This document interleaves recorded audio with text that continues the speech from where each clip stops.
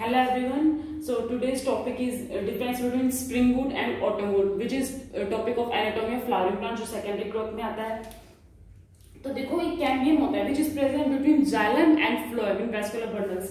तो जो कैम्बियम होता है which is under the control of many physiological and environmental factors. तो क्या होता है टेम्परेट रीजन्स में जो क्लाइमेटिक कंडीशंस हैं वो नॉट यूनिफॉर्म नहीं रहती थ्रू आउट द ईयर. तो स्प्रिंग सीजन में जो कैम्बियम होता है जो मैंने आपको बताया था xylem एंड फ्लोएम के बीच में होता है, तो स्प्रिंग सीजन में कैम्बियम वेरी एक्टिव हो जाता है and produces a large number of xylem elements having vessels with wider cavities, more number of vessels and tracheids with wider cavities. तो जो इस सीजन में वुड फॉर्म होता है वो उसे हम कहते हैं स्प्रिंग वुड और अर्ली वुड. बट विंटर में क्या होता है, जो कैम्बियम होता है वो लेस एक्टिव हो जाता है जिसकी वजह से वो less number of tracheids and vessels produce करता है विद वेरी नैरो ल्यूमन.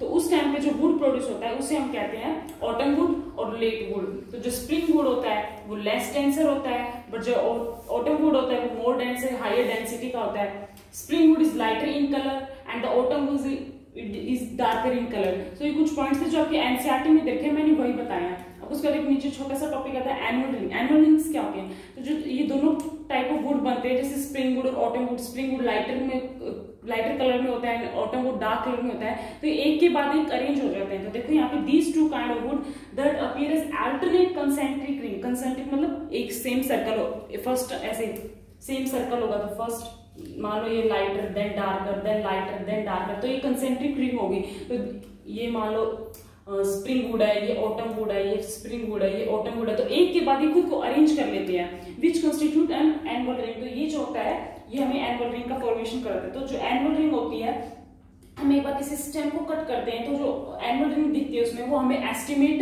देते हैं किसका, ट्री की एज का. तो एनुअल रिंग की हेल्प से हम क्या कर सकते हैं, ट्री की एज का पता लगा सकते हैं. तो इससे पहले हमने पढ़ा था spring would and autumn would. अब इसी में हम पढ़ रहे हैं हार्डवुड एंड सैपवुड. तो इसमें देखो आपने अगर किसी जो बहुत पुराने ट्रीज होते हैं जैसे बरगद पीपल को, उनको अगर आपने कट किया है तो आपने एक चीज देखी होगी, जो अंदर वाला एरिया होता है वो बहुत डार्क होता है. ये डार्क क्यों होता है, ये होता है deposition of tannins, resins, oils, gums and aromatic substance की वजह से, विच is the activity of secondary xylem. तो इसकी वजह से ये इसकी जो सेकेंडरी जाइलम होता है उसकी वजह से इनका डिपोजिशन होता है टैनिन्स, रेजिन्स एंड, जिसकी वजह से ये जो ये वाला एरिया होता है ये बहुत ज्यादा डार्क हो जाता है. और आपने देखा भी होगा, और जो ये वाला एरिया बाहर वाला जो पेरिफेरल रीजन होता है ये लाइट रहता है जिसे हम सैपवुड कहते हैं, अंदर वाले को हम हार्डवुड कहते हैं which is the innermost region. और जो बाहर वाला जो लाइटर इन कलर है, ये देखो ये पेरिफेरल रीजन हो गया, ये डार्क ब्राउन कलर में होता है, वो थोड़ा लाइटर कलर में होता है. और जो अंदर वाला ये होता है डार्क हार्डवुड जिसे हम बोलते हैं, विच doesn't conduct water but gives mechanical support.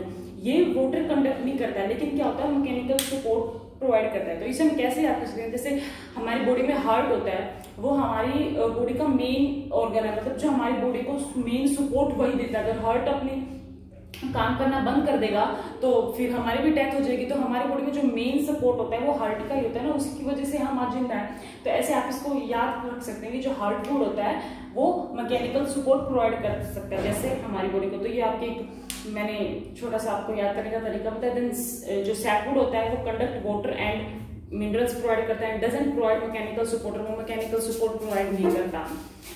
सो देखो ये मैंने आपको उसके बीच में हार्डवुड और सैपवुड के बीच में डिफरेंस समझाया.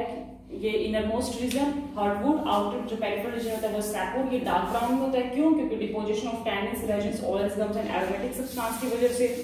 एंड ये doesn't conduct water but gives mechanical support provide करता है. और जो हार्डवुड होता है इसका जो रीजन होता है ये डेड एलिमेंट्स होते हैं जिसमें विद हाईली लिग्निफाइड वॉल्स होते हैं, इसमें बहुत ज्यादा लिग्निफाइड वॉल्स होते हैं, ये हार्डवुड होता है. और बाकी मैंने आपको डिफरेंस बताए देते हैं. आप इस वीडियो को देखिएगा एंड आप मेरे चैनल को प्लीज सब्सक्राइब कीजिएगा. Hopefully you will like this. Thank you.